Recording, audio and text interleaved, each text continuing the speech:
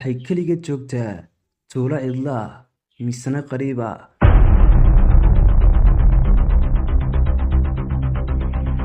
Waxa ku hareeraysan gidaar dahsoon.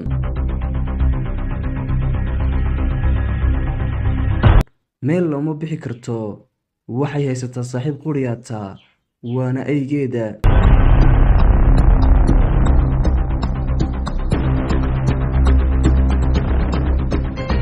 Filim The Wall, gidaarkii.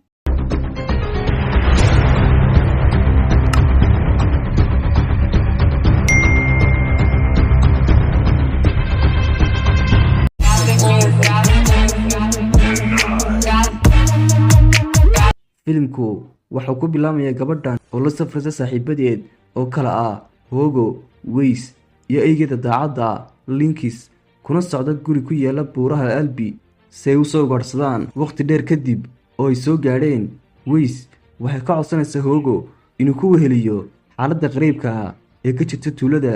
Waxay uga tageen aygan oo ku ilaalinaya gabadha hoygeeda, maxaa yeelay waxay rabtay inay xoogaa yar seexato.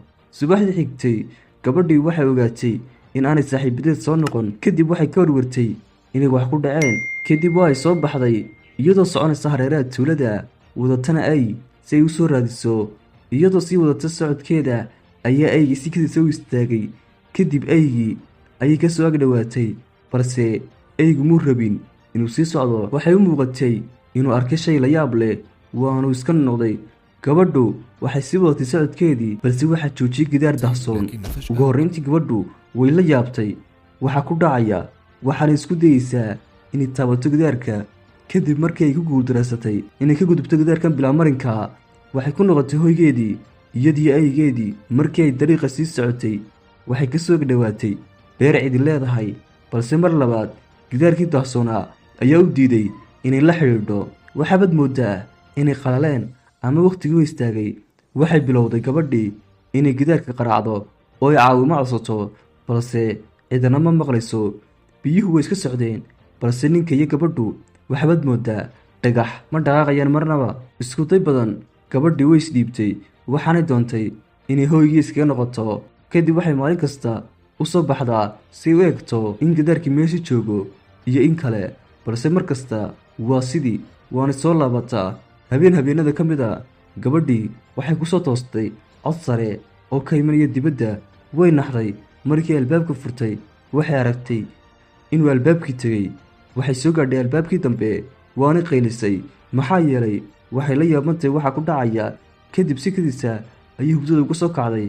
Subaxdii xigtay markii ay soo toostay, waxay aayar u furtay albaabkii si ay u hubiso in albaabkii joogo, balse way nafistay markii ogaatay inay riyo ahayd. Kadib waxay ogaatay in ninkii beerta lahaa iyo dhammaan tuuladii ay dhinteen.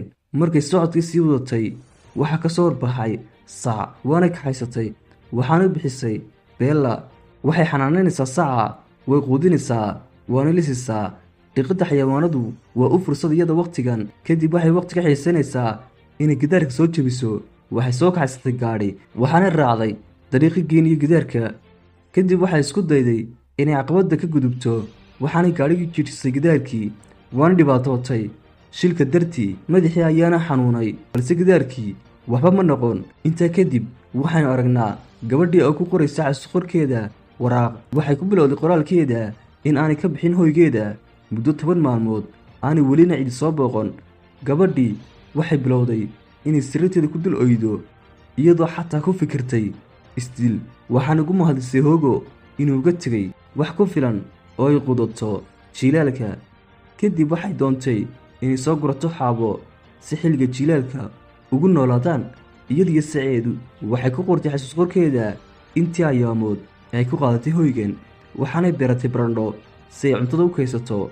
maalin maalmaha ka mid a, iyadoo joogto hoygeedii, ayaa soo dayay roob mahigaana. kadib gabadhii waxay cod ka maqashay dibadda. kadib way soo baxday iyadoo baqaysa oo wadata midi. kadib waxay aragtay bisad yar oo ka dhumanaysa roobka. kadib bisadii waxay soo gelisay hoygii. kadib cuntadii ay haysteen ayaa wuxuu dhimaatay shay. waxaa soo dhawaaday jilaalkii, maadaamay ka mas-uul tahay ay, sac iyo bisad. waxay tahay inay barato sida xayawaanada loo ugaarsado si ay cunto u helaan. maalin ay u tagtay kaynta ugaarsi, iyada iyo aygeeda linkis waxay bilowday inay qoriga ku shiisto ugaadha, balse dhowr goor ooy la seegtay waxay tagtay goobtii ay shirka gaadhiga ku gashay. kadib waxay gaadhigii ka dhex heshay qariirad ka caawinaysa sidii ay meesha uga bixi lahaayeen. goor subax horaa, gabadhii iyo aygeedii waxay tegeen goob kale xagga buuraha sare ee albi, iyadii iyo aygeedii linkis. kadib waxay u bogtay jawiga fiican, cadadda soo baxaysa, buuraha quruxda badan iyo codadka shimbiraha ee qurxoon. iyadoo ku guda jirta socodkeedii waxay aragtay gaadhi dhex yaalla kaynta. si aayara ayay ugu soo dhowaatay, maxaa yeelay waxay garwaaqsatay in qof meesha joogo. balse mar kale gidaarkii ayaa u diiday inay ka gudubto, balse markan dhowlcaddayn ayay dhigtay halkii murugada waana iska noqotay. kadib xoogaa markay socotay waxay heshay guri yar oo ku yaalla buurta, waxaanay doontay inay u soo gurto. waxay doontay inay la fadhiisato aygeeda qorraxda cadceedda, balse waxay u baahnayd inay ku noqoto hoygeedii si ay u quudiso. beela waxay xabad ku dhufatay deero intay dariiqa kusii jirtay. kadib habeennimadii weyladii weyday waxay ka yaabanayd codka danabka, iyadoo dareemaysa dembi iyo cabsi ay ka qabto deeradii ay diishay. subaxdii xigtay waxay maqashay cod ka imanaya gudaha xerada. markay ku soo dhowaatay xerada waxay ogaatay inay basidii dhashay bisad yar, waxaana u bixisay luulka cad. xilli ay ku jireen xagaaga waxay gabadhii doontay inay soo gurato caabo, gacmaha ayaana wax noqday intay guranaysay.